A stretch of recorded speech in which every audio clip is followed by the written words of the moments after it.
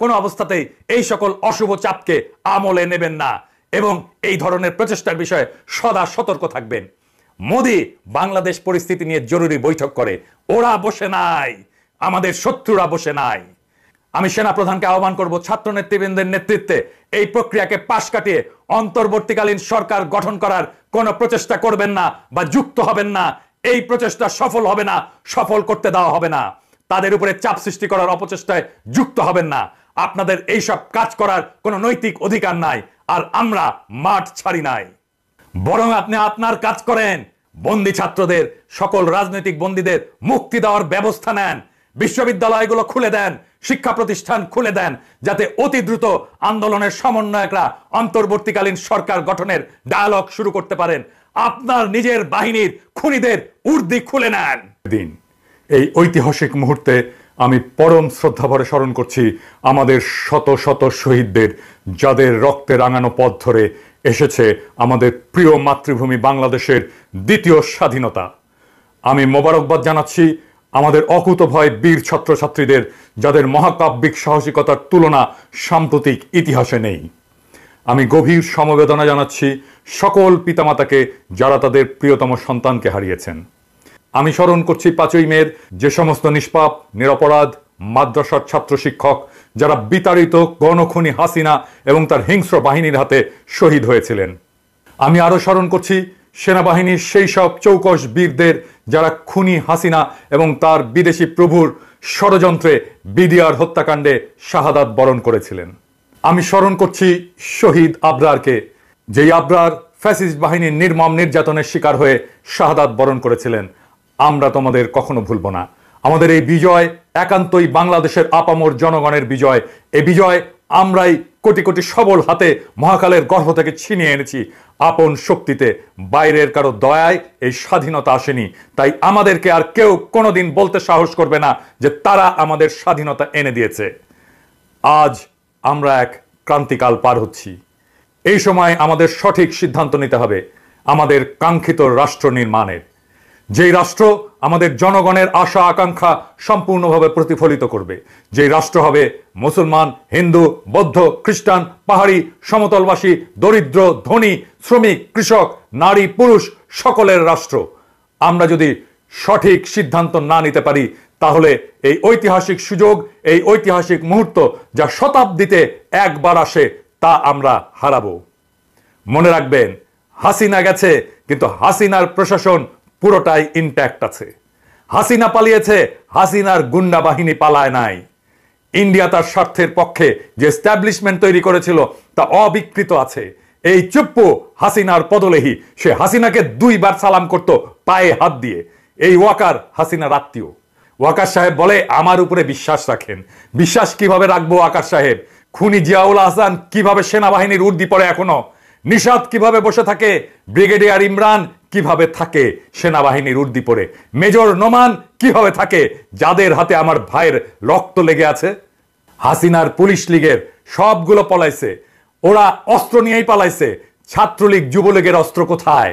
সেগুলো আছে, এবং সেইগুলোই এই নৈরাজ্য সৃষ্টিতে কাজে লাগছে। আমাদের সর্বপ্রথম কাজ হচ্ছে বিপুল দ্রুততার সাথে আইন শৃঙ্খলা পরিস্থিতি স্বাভাবিক করা। দেশে অস্থিতিশীলতা সৃষ্টি হলে পরাজিত শক্তি এবং সুযোগ সন্ধানী দেশি বিদেশি শক্তি আমাদের মহান বিজয় ছিনিয়ে নেওয়ার অপচেষ্টা করবে। আমি বুঝতে পারি যে দীর্ঘ 1.5 দশক ধরে খুনি হাসিনা, তার ক্রিমিনাল বাহিনীরা যে চরম অত্যাচার করেছে, তার ভিকটিমরা ইনসাফ চাইবেন। এটা অত্যন্ত সঙ্গত চাওয়া। আমি নিজেও একজন ভিকটিম, কিন্তু এই ইনসাফ আসতে হবে আইনের পথ ধরে, নিয়মতান্ত্রিক ভাবে। হিন্দুদের মন্দিরে আগুন দেওয়া হয়েছে, আক্রমণ হয়েছে। আমি আহ্বান জানিয়েছিলাম মাদ্রাসা ছাত্র আমার ক্ষুদ্র ভ্রাতাদের মন্দির পাহারা দিতে। মাদ্রাসা ছাত্ররা শুধু না, শিবিরের ছেলেরা হিন্দু মন্দির পাহারা দিয়েছে। হিন্দু সম্প্রদায় নিজেরাই স্বীকার করেছে। হেফাজতে ইসলাম থেকে হটলাইন দেওয়া হয়েছে, কোথাও নিরাপত্তাহীনতায় ভুগলে সেই নাম্বারে ফোন করবেন।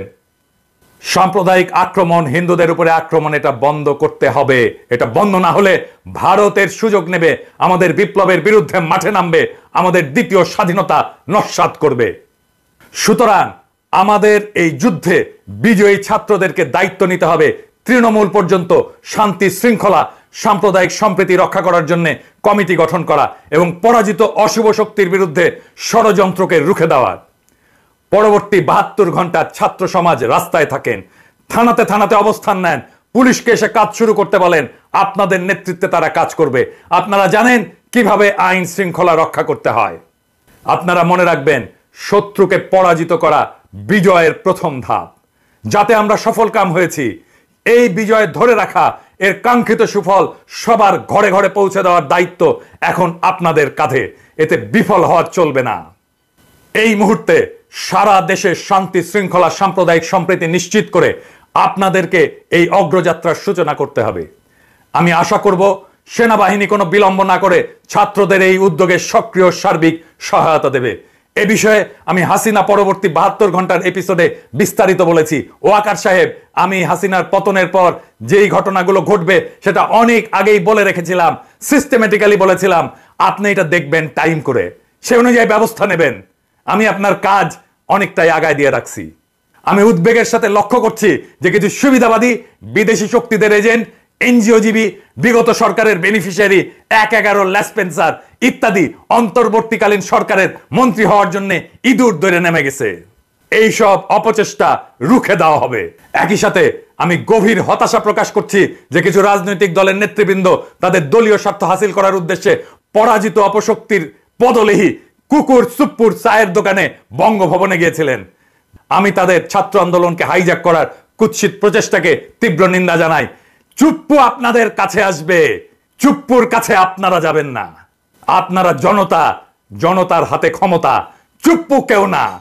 আমি মনে করি অন্তর্বর্তীকালীন সরকারের রূপরেখা এবং তার গঠনের একমাত্র হকদার হচ্ছে আন্দোলনকারী ছাত্র জনতা, তাদের পক্ষে তাদের সমন্বয়কগণ এবং সেই সাথে শহীদ পরিবারের সদস্যগণ এই কাজের হকদার। আমি সমন্বয়কদের আহ্বান জানাবো, যথাশীঘ্রই আপনারা শহীদ পরিবারের সদস্যদের সাথে ডায়ালগে বসে অন্তর্বর্তীকালীন সরকারের রূপরেখা এবং এর গঠন সম্পর্কে আপনাদের মতামত চূড়ান্ত করবেন। আপনাদের সুপারিশই হবে পরবর্তী অন্তর্বর্তীকালীন সরকার গঠনের একমাত্র ভিত্তি। আমরা জানতে পেরেছি কোন কোন স্বার্থান্বেষী মহল, কুচক্রী মহল সমন্বয়কদের নাকি চাপ দিচ্ছে অতি অল্প সময়ের মধ্যে অন্তর্বর্তীকালীন সরকারের বিষয়ে আপনাদের মতামত জানাতে। এরা আপনাদেরকে সুচিন্তিত মতামত প্রণয়নের সুযোগ দিতে চায় না, আপনাদের মধ্যে বিভেদ সৃষ্টি করতে চায়। আপনারা কোনো অবস্থাতেই এই সকল অশুভ চাপকে আমলে নেবেন না এবং এই ধরনের প্রচেষ্টার বিষয়ে সদা সতর্ক থাকবেন। মোদি বাংলাদেশ পরিস্থিতি নিয়ে জরুরি বৈঠক করে, ওরা বসে নাই, আমাদের শত্রুরা বসে নাই। আমি সেনাপ্রধানকে আহ্বান করব, ছাত্র নেতৃবৃন্দের নেতৃত্বে এই প্রক্রিয়াকে পাশ কাটিয়ে অন্তর্বর্তীকালীন সরকার গঠন করার কোনো প্রচেষ্টা করবেন না বা যুক্ত হবেন না। এই প্রচেষ্টা সফল হবে না, সফল করতে দেওয়া হবে না। তাদের উপরে চাপ সৃষ্টি করার অপচেষ্টায় যুক্ত হবেন না। আপনাদের এই সব কাজ করার কোনো নৈতিক অধিকার নাই, আর আমরা মাঠ ছাড়ি নাই।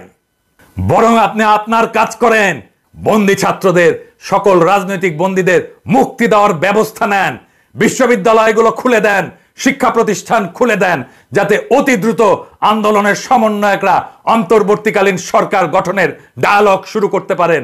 আপনার নিজের বাহিনীর খুনিদের উর্দি খুলে নেন, আয়না ঘরের বন্দীদের মুক্ত করে দেন। এতে কোনো ধরনের বিলম্ব মেনে নেওয়া হবে না। কোনো ধরনের বিদেশি এজেন্ট, পরাজিত শক্তির 1/11 বেনিফিশিয়ারি, এনজিওজীবী, সুযোগ সন্ধানী পরগাছা ইত্যাদিরা এই সরকারে কোনোভাবে স্থান পাবে না। কেউ যদি এই সরকারের মধু খাইতে আসেন, পাছার চামড়া তুলে দেওয়া হবে। সেই সাথে এই ধরনের সরকার পরিচালনায় পরীক্ষিত অভিজ্ঞতা আছে এমন দেশপ্রেমিক ব্যক্তিদের দেশ বিদেশ থেকে খুঁজে এনে এই সরকারে স্থান দিতে হবে। আমি আগেই বলেছি, খুনি হাসিনার পতন এবং পলায়নের সাথে সাথেই দেশের সংবিধানের মৃত্যু হয়েছে। এখন আমাদের সামনে সবচেয়ে বড় কাজটা হলো আমাদের সেকেন্ড রিপাবলিক গঠন করা এবং সেই লক্ষ্যে একটা সংবিধান প্রণয়নের প্রক্রিয়া শুরু করা। অন্তর্বর্তীকালীন সরকারের প্রধান প্রায়োরিটি হবে একটা সাংবিধানিক পরিষদ নির্বাচনের দ্রুত উদ্যোগ নেওয়া, যারা আমাদের নতুন সংবিধান রচনা করবে। সেই লক্ষ্যে আন্দোলনের সমন্বয়কদের রূপকল্প অনুসারে একটা অন্তর্বর্তীকালীন সরকার প্রতিষ্ঠা হচ্ছে সবচেয়ে গুরুত্বপূর্ণ প্রথম পদক্ষেপ। এতে আমাদের কোনো রকম ভুল করা চলবে না। আমি শেষে এক শহীদের কথা দিয়ে শেষ করব। আমি নিজে কোনো কথা বলবো না, আমি সেই শহীদ ভাইয়ের একটা গান শোনাবো। সাজিয়ে গুজিয়ে দে মোরে সজনী তোরা, সাজিয়ে গুজিয়ে দে মোরে, সাজিয়ে গুজিয়ে দে মোরে সজনী তোরা, সাজিয়ে গুজিয়ে দে মোরে। বরই পাতার গরম জলে শোয়ায়া মশারির তলে, বরই পাতার গরম জলে, বরই পাতার গরম জলে শোয়ায়া মশারির তলে, আতর গোলাপ আতর গোলাপ চন্দন মেখে দে সজনী তোরা, সাজিয়ে গুজিয়ে দে মোরে, সাজিয়ে গুজিয়ে দে মোরে সজনী তোরা, সাজিয়ে গুজিয়ে দে মোরে। এই ভাইটা বিজয়ের মাত্র অল্প কিছু সময় আগে শহীদ হয়েছিল। আমাদের বিজয় হয়েছে এমন অনেক আত্মত্যাগে আর সৃষ্টিকর্তার রহমতে। সৃষ্টিকর্তা মজলুমের সাথে থাকেন, তাই তারা বিজয়ী হয়। এই বিজয় সৃষ্টিকর্তার নিয়ামত। তারপরে তিনি পরীক্ষা নেন আমরা এই বিজয়ের যোগ্য কিনা। এখন আমাদের পরীক্ষার কাল, পরীক্ষার পালা। এখন বিপ্লব বেহাত হয়ে যাওয়ার সময়। প্রতি বিপ্লব সংগঠিত হতে পারে যদি আমরা আমাদের যোগ্যতার প্রমাণ না দিই। আমরা যদি হাসিনার মতো জালেম হয়ে উঠি তাহলে আমাদের পরিণতিও হাসিনার মতোই হবে।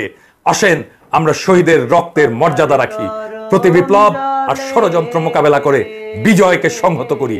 মহান সৃষ্টিকর্তা আমাদের প্রতি রহমত করুন। মহান সৃষ্টিকর্তা আমাদের প্রতি রহমত করুন। ইনকিলাব জিন্দাবাদ। আতর গোলাপ চন্দন মেখে দে সজনী তোরা, সাজিয়ে গুজিয়ে দে মোরে, সাজিয়ে গুজিয়ে দে মোরে সজনী তোরা, সাজিয়ে গুজিয়ে দে মোরে।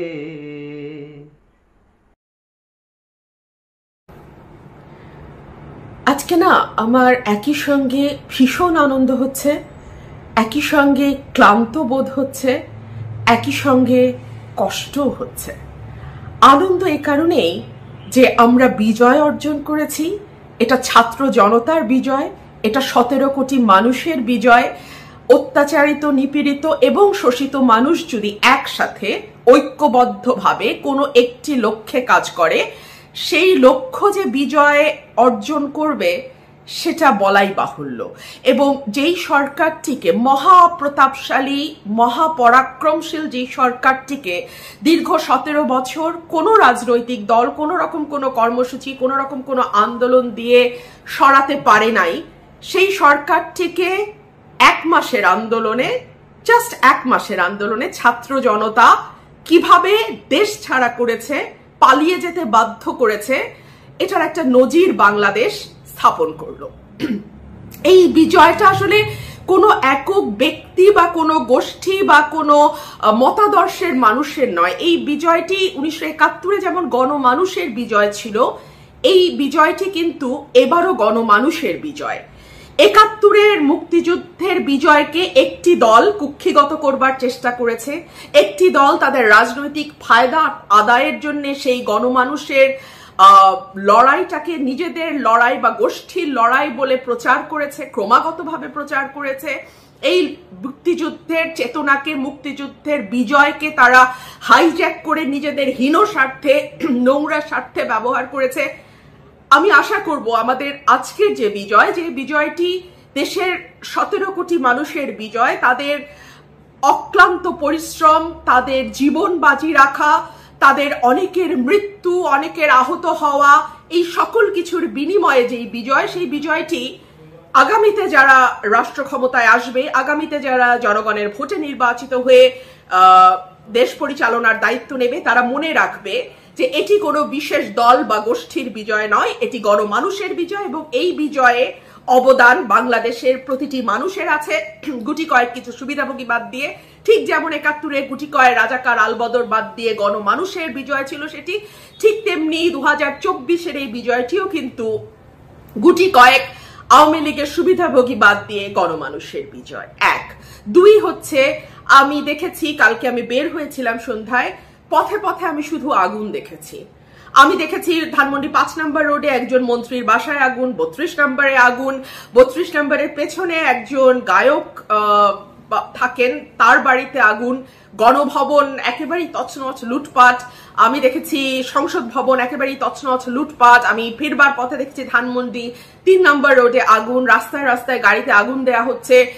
মানে আওয়ামী লীগের যারা পান্ডা, আওয়ামী লীগের যারা সুবিধাভোগী, আওয়ামী লীগের দলীয় যারা, তাদের বাড়িতে এবং যানবাহনে আগুন আমি দেখেছি।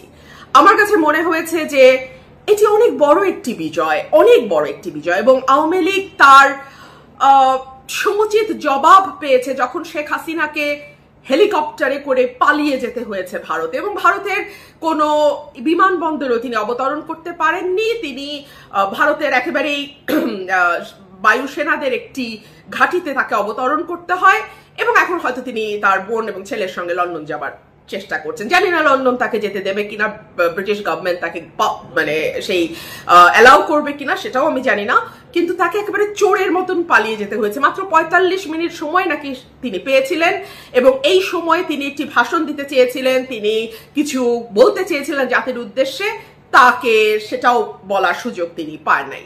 সুতরাং বোঝাই যায় যে কি চাপে এবং কি অপমানজনক ভাবে তাকে দেশ ছাড়তে হয়েছে, বিদায় নিতে হয়েছে। তো এরপরে আমি শুধু এটুকুই বলতে চাই যে আমাদের পথে পথে আমি যে আগুনগুলো দেখলাম, বিশেষ করে সংসদ ভবন একেবারে তছনছ করে ভাঙচুর করা হয়েছে। হ্যাঁ, সংসদ ভবনের ব্যাপারে বা সংসদের ব্যাপারে সবচেয়ে সোচ্চার কিন্তু দেশের মানুষ ছিল, এবং আমি বিশেষ করে যখন সুযোগ পেয়েছি আমি বলেছি যে এটা একেবারেই একটা বিশেষ গোষ্ঠীর, একটা বিশেষ দলের অফিসে পরিণত হয়েছে। কিন্তু আসলে এখানকার যেই জিনিসগুলো সেগুলো আপনাদের টাকায় কেনা, আপনাদের সম্পদ, রাষ্ট্রীয় সম্পদ, এটিকে ধ্বংস করে আসলে কি নজির স্থাপিত হলো আমি জানি না। এই জায়গাগুলোতে কিছু কষ্ট থেকে যায় যখন মুগ্ধর চেহারা মনে পড়ে, যখন আবু সাইদের চেহারা মনে পড়ে, যখন ফায়াজের চেহারা মনে পড়ে, যখন এই ঝকঝকে তরুণদের চেহারা আমার মনে পড়ে, আমার বুক ভেঙে যায়, আমার কষ্টে চোখে পানি আসে। আমি আল জাজিরাতে গতকালকে বলছিলাম, it's a day of joy and sorrow at the same time. এটি আনন্দ এবং বেদনা মেশানো একটি দিন। আনন্দ এ কারণেই যে আমরা বিজয় অর্জিত হয়েছে, আমাদের ১৭ কোটি মানুষের জয় হয়েছে, অন্যায়ের পরাজয় হয়েছে, অসত্যের পরাজয় হয়েছে, সত্যের জয় হয়েছে। আর বেদনা এজন্যই যে আমরা আমাদের অনেক ভাইকে হারিয়েছি। রাতে আমার মন আরো খারাপ হয়েছে যখন আমি দেখেছি আমাদের সংখ্যালঘু সম্প্রদায়ের বাড়ি ঘরে হামলা হয়েছে। দেখুন, সুবিধাভোগী আওয়ামী লীগের গুটি কয় মানুষ, সেখানে সংখ্যাগরিষ্ঠ যেমন আছেন, সংখ্যালঘু মানুষও আছেন। তাদের ব্যাপারে আপনার ক্ষোভ থাকতে পারে, রাগ থাকতে পারে, কিন্তু সেটার ঝাঁজ তো আপনি সাধারণ সংখ্যালঘুর বাড়িতে গিয়ে মেটাতে পারেন না, এটা হতে পারে না। এজন্য ১৭ বছর কিন্তু আমরা লড়াই করিনি ভাই। হ্যাঁ, আমি যেমন সাধারণ একজন মানুষ, আপনি যেমন সাধারণ একজন মানুষ, আমার ঘরের পাশে যেই সংখ্যালঘু কমিউনিটির ভাই বা বোন থাকেন, তিনিও কিন্তু আমার আপনার মতোই একজন বাংলাদেশি। আপনার আমার কোনো অধিকার নাই তার বাড়িতে হামলা করার। কেবলমাত্র তিনি সংখ্যালঘু বলেই আপনি ধরে নিচ্ছেন যে তিনি আওয়ামী লীগের সুবিধা পুষ্ট, আওয়ামী লীগের আশীর্বাদ পুষ্ট। না ভাই, আওয়ামী লীগের সময় সংখ্যালঘুরা যেভাবে নির্যাতিত হয়েছে, আর কোনো আমলে কিন্তু সংখ্যালঘু সেভাবে নির্যাতিত হয় নাই। এবং আমি মনে প্রাণে বিশ্বাস করি আওয়ামী লীগের একটা প্ল্যান, যেটা আপনারা সকলেই বলছেন যে তারা ক্ষমতা থেকে গেলে তারাই সংখ্যালঘুদের বাড়ি ঘরে হামলা করে সেটা বিরোধী পক্ষের ঘাড়ে দোষ চাপানোর জন্য এটি তারা করে। যদি আপনারা সেটা জেনেই থাকেন যেটা আওয়ামী লীগের পুরনো খেলা, আপনারা এই খেলাটা খেলতে দিলেন কেন? কেন আপনারা অ্যালাউ করলেন সংখ্যালঘুদের বাড়িতে হামলা করা? কেন আপনারা বুক পেতে দাঁড়ালেন না? হ্যাঁ, তারপরেও আমি মনের অন্তঃস্থল থেকে ধন্যবাদ জানাই। আমি দেখেছি আমার মুসলমান ভাইয়েরা, আমার মসজিদের ইমাম, আমার এলাকার মুরব্বীরা, তারা কিন্তু মন্দিরের সামনে চেয়ার নিয়ে বসেছেন, তারা কিন্তু শক্তভাবে দাঁড়িয়েছেন মন্দিরের পাশে। আমি আপনাদের কাছে করজোড়ে এটুকুই অনুরোধ করব, কোনো নির্দোষ মানুষ, সে সংখ্যাগরিষ্ঠ হোক সংখ্যালঘিষ্ঠ হোক, যেই হোক, সে ধর্ম বর্ণ জাতি মানে লিঙ্গ নির্বিশেষে সে যেই হোক, তার নিরাপত্তার জন্যই কিন্তু এই 17টা বছর এত কষ্ট করেছি আমরা। এই বিজয়কে কালিমা লিপ্ত হতে দেবেন না, এই বিজয়কে কোনো কুচক্রী মহলের উদ্দেশ্য সাধনের হাতিয়ার হতে দেবেন না। এই বিজয় গণমানুষের বিজয়, সাধারণ মানুষের বিজয়। আর যারা ক্ষমতায় আসবেন, সরকার গঠন করবেন, তাদের কাছেও আমার অনুরোধ, ইতিহাস থেকে শিক্ষা নেবেন। মনে করা হতো শেখ হাসিনা অজেয়, তাকে নামানো যায় না। মানুষের ক্ষুব্ধতা, মানুষের লড়াই তাকে দেশ থেকে এক কাপড়ে পালিয়ে যেতে বাধ্য করেছে। মাথায় রাখবেন কথাটা। দিন শেষে মানুষের জয় হোক। দেশের সকল ক্ষমতার উৎস এদেশের মানুষ, এদেশের জনগণ, এটি তারা বারবার প্রমাণ করেছে। আবারও গতকাল 5ই আগস্ট 2024 মানুষের জয় হলো, গণমানুষের জয় হলো। এই বিজয়টাকে যেন আমরা ধরে রাখতে পারি, এই আশাই আমি করছি। আশা করি পুরো ভিডিওটি দেখেছেন এবং বুঝতে পেরেছেন যে বর্তমান সময়ে যে অবস্থা কিন্তু খুবই সংকটময় একটি অবস্থা চলছে। কারণ বাংলাদেশের যিনি প্রধানমন্ত্রী ছিলেন শেখ হাসিনা, তিনি কিন্তু পালিয়ে দেশ ত্যাগ করেছেন এবং পদত্যাগ করে দেশ ত্যাগ করেছেন। আসলে জনগণ সকল যে ক্ষমতা উৎস রাখে বাংলাদেশে, সেই অবস্থায় কিন্তু বাংলাদেশে তৈরি হয়েছে এবং জনগণ আসলে যাকে ইচ্ছা তাকেই কিন্তু ক্ষমতায় রাখতে পারে, এমনটাই কিন্তু দৃষ্টান্ত তৈরি হলো আবারও নতুন করে বাংলাদেশে। বাংলাদেশ স্বৈর শাসনের অধীনে ছিল, মানুষ কথা বলতে পারতো না, মানুষের ভাষা কেড়ে নেওয়া হয়েছিল, বাকরুদ্ধ হয়ে গিয়েছিল মানুষ, বাক স্বাধীনতাকে কেড়ে নেওয়া হয়েছিল। যেখান থেকে মানুষ এখন মুক্ত বাতাসে উঠছে এবং এখন মানুষ এই যে আনন্দ করছে, আমরা দেখতে পাচ্ছি যে জায়গায় জায়গায় হামলা ভাঙচুর হচ্ছে। এইটা আসলে কারা করছে? এটা কি বিএনপি জামাতের লোকই করছে নাকি অন্য কোনো দলের লোক এই ফায়দাগুলো লুটে নিচ্ছে? এদিকেও আমাদের কড়া নজর রাখা উচিত। সেই সাথে ভারতও কিন্তু বসে নেই, ভারত দফায় দফায় জরুরি বৈঠক করছে। কেন তারা জরুরি বৈঠক করছে, কী কারণে জরুরি বৈঠক করছে, এদিকেও খোঁজ নেওয়া উচিত এবং সব দিকে বাংলাদেশ যেন আবার এমন না হয় যে আমরা চোরের কাছ থেকে দেশ নিয়ে ডাকাতের হাতে ছেড়ে দিলাম, এমন যেন না হয়। সবাই সাবধান থাকবেন, সবাই ভালো থাকবেন, সুস্থ থাকবেন। ভিডিওটি শেষ করছি। আসসালামু আলাইকুম।